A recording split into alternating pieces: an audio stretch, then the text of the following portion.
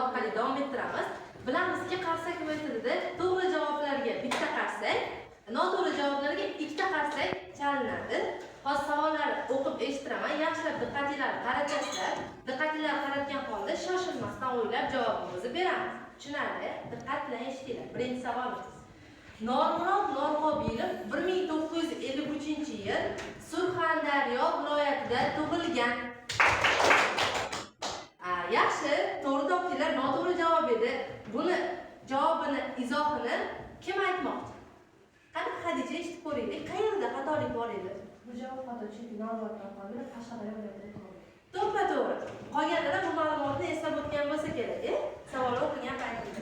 Endi ikkinchi savolga o'tamiz. Diqqatimizni qaratamiz. Normurod Norqobilov Changalzor iti, Oqbo'yin, Choq odami, Paxmoq, ovul oralagan bo'ri nomli qissalari mavjud.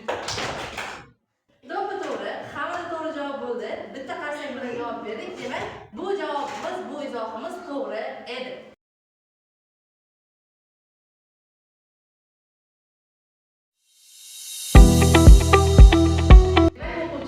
Bugun sizlar bilan biz darsimizda mosini toping degan mashg'ulotdan foydalanamiz. Bu holat sizlar uchun tanish. Avvalan bu ishni olib borganmiz sizlar bilan notanish ish emas. Ya'ni bir-biriga birlashtirishimiz kerak ma'nolarini, izohlarini, so'zlar. Demak, birinchi so'zimizga kim javob topdi, kim doskaga chiqmoqchi? Qani, sen.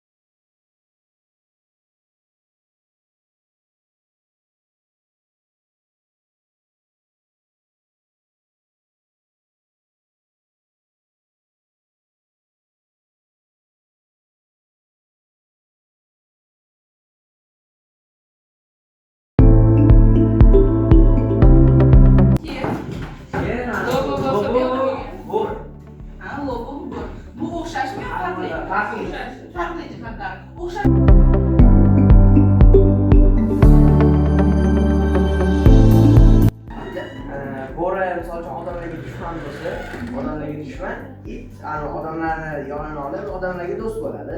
Ya'ni bu qaysi biriga? Farq. Bo'ri, nima deydi? Oq qo'yan. Sa, lobo, do'q qo'yan. Yaxshi. Oxirida lobo bo'ladi, oq qo'yib qoladi. Yaxshi.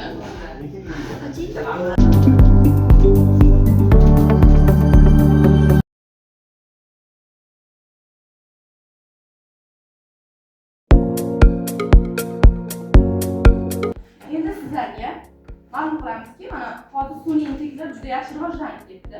Sun'iy intellektlardan biri bu ChatGPT ilovasidir. Hozir shu ChatGPT ilovasida biz ikkita hayvonning sizlar tasvirini yozasizlar va portretini chiqarib berish kerak. Qani, kim qanday qila oladi? Barqaror. Telefonlaringga o'sha ilovada hayvonlarning tasvirini yozib, oqmi, qorami, kulrangmi boshlaydi.